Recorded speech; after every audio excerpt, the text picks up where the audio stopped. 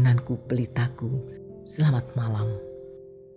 Sebelum kita mendengarkan dan merenungkan firman Tuhan, mari bersama-sama kita memohon pimpinan Tuhan dalam doa.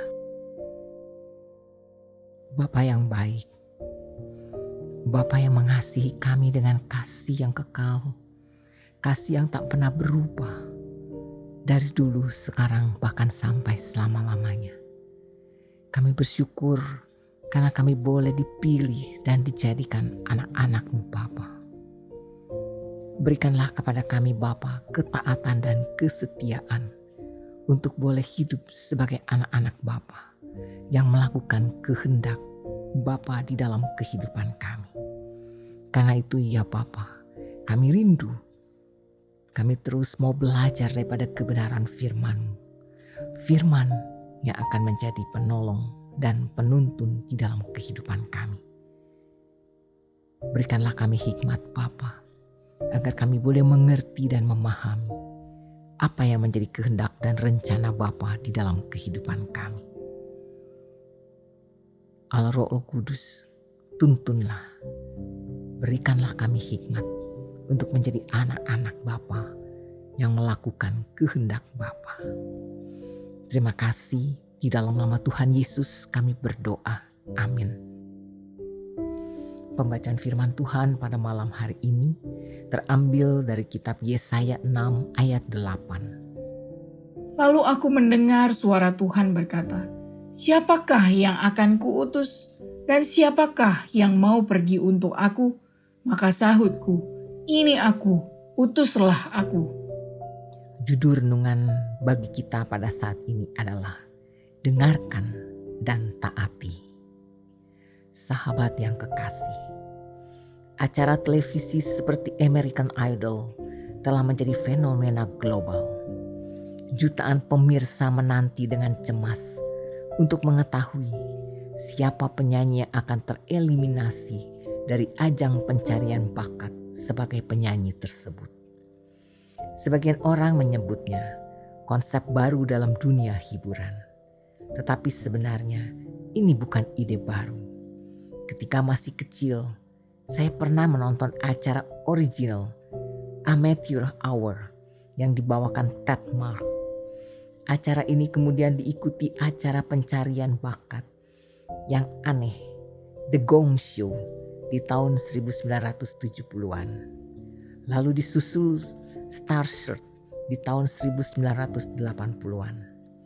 Itu semua adalah program televisi yang berkelanjutan untuk mencari orang biasa dan membuatnya terkenal.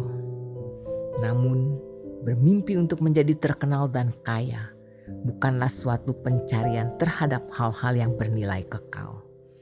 Pencarian yang demikian dilakukan oleh Allah sendiri. Dia mencari hati yang siap mengerjakan pekerjaannya di dunia ini. Dalam panggilan yang Yesaya terima, ada kebenaran penting yang harus kita sadari, yaitu bahwa Yesaya tidak mendengar suara Tuhan sampai hatinya dibersihkan dan diperbaiki. Setelah Yesaya dibersihkan dari dosa, maka dia memiliki kemampuan untuk mendengar suara Tuhan. Ketika telinganya terbuka, inilah yang dia dengar. Siapakah yang akan kuutus? Dan siapakah yang mau pergi untuk aku? Yesaya mendengar dan dengan rela menerima panggilan dan amanat Tuhan atas hidupnya. Tanggapannya pun adalah ketaatan yang tepat. Inilah aku Tuhan, utuslah aku. Sahabatku, apakah Anda menyimpan dosa yang belum diakui dalam hidup Anda? Jika demikian, maka telinga Anda tidak akan selaras dengan Tuhan. Adalah penting bahwa kita memiliki hati yang benar, hati yang taat kepada firman-Nya. Maka kita akan dapat mendengar suaranya. Karena Allah tidak mencari orang yang paling berkualitas atau berbakat. Dia justru mencari telinga yang mau mendengar dan hati yang bersedia taat kepadanya. Dia mencari mereka yang menyediakan diri. dapat diandalkan dan bersedia untuk dipakai. Dalam hidup mereka, Allah akan menunjukkan kekuatannya dan Dia akan dimuliakan. Mari kita bersatu di dalam doa.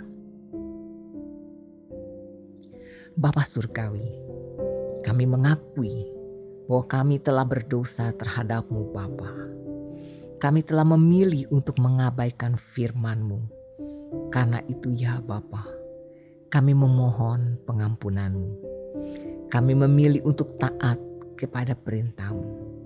Karena kami menyadari bahwa kami tidak mampu menjadi cukup baik untuk memenuhi harapan-Mu Bapa. Bantulah kami untuk belajar mendengarkan dan mentaati suara-Mu ya Bapa. Inilah kami, seorang hamba yang rela Kau utus. Bapa yang baik, sertailah istirahat kami di malam hari ini. Kiranya damai sejahtera menaungi istirahat kami anak-anak-Mu. Terima kasih Bapa. Di dalam Kristus Yesus kami berdoa dan bersyukur. Amin.